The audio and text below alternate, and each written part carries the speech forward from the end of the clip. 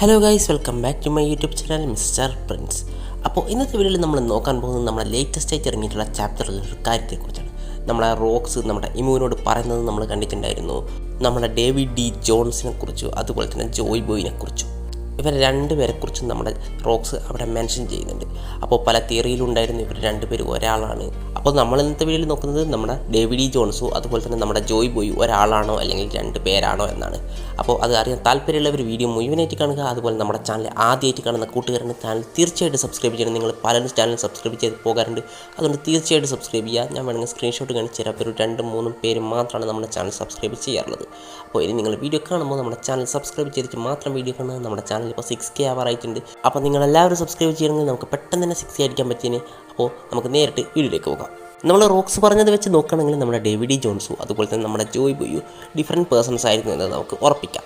പക്ഷേ ഇവിടെയുള്ള പ്രശ്നം എന്താണെന്ന് വെച്ചാൽ നമ്മുടെ ജോയ് ബോയുടെ പ്രോമിസും അതുപോലെ തന്നെ നമ്മുടെ ഡേവിഡ് ഡി ജോൺസിൻ്റെ പ്രോമിസും ഇവർ രണ്ടുപേരും ഒരു പ്രോമിസ് ചെയ്തിട്ടുണ്ടായിരുന്നു എന്ന് പറയുന്നുണ്ട്. അത് അവർക്ക് ഫുൾഫിൽ ചെയ്യാനും പറ്റിയിട്ടില്ല. അതുപോലെ തന്നെ ഇവർ രണ്ടുപേരും തമ്മിലുള്ളൊരു സാമ്യം എന്ന് വെച്ചാൽ നമ്മുടെ റോക്സ് ലേറ്റസ്റ്റ് ആയിട്ട് ഇറങ്ങിയിട്ടുള്ള ചാപ്റ്റർ പറയുന്നുണ്ട് നമ്മുടെ ഡേവിഡ് ഡി ജോൺസ് വേൾഡിൻ്റെ കിങ് ആയിരുന്നു എന്ന്. അപ്പം നമ്മുടെ ഇമൂസാമ അതിന് റിപ്ലൈ കൊടുക്കുന്നത് നമുക്ക് കാണാം. ഡേവിഡ് ഡി ജോൺസ് ഒരു നിമിഷം പോലും നമ്മുടെ വേൾഡിൻ്റെ കിങ് ആയിരുന്നില്ല എന്ന്. അപ്പോൾ ഇത് നമ്മുടെ ജോയ് ബോയുടെ കാര്യത്തിലും നമുക്ക് നമ്മുടെ സൊനീഷ്യ പറയുന്നുണ്ട് നമുക്ക് ജോയ് ബോയിനെ കിങ് ആക്കാൻ പറ്റിയില്ല എന്ന്.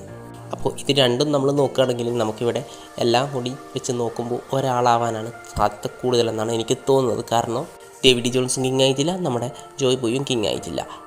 അതിനുള്ള കാരണം ഇവർ ആ വാറ് തോറ്റതാണ്. പിന്നെ ഇവിടെ വലിയൊരു പ്രാധാന്യം വരുന്നൊരു സംഭവം നമ്മുടെ വിൽ ഓഫ് ഡി ആണ്. നമ്മുടെ റോക്സ് പറയുന്നുണ്ട് നമ്മുടെ ഡേവിഡ് ജോൺസിൻ്റെ ആരെങ്കിലുമൊക്കെ ക്യാരി ചെയ്യുമെന്ന്.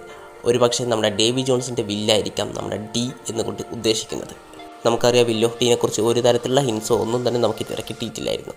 ഒരു പക്ഷേ നമ്മുടെ ഡി കൊണ്ട് ഉദ്ദേശിക്കുന്നത് നമ്മുടെ വിൽ ഓഫ് ഡി ആവാൻ ചാൻസ് ഉണ്ട്.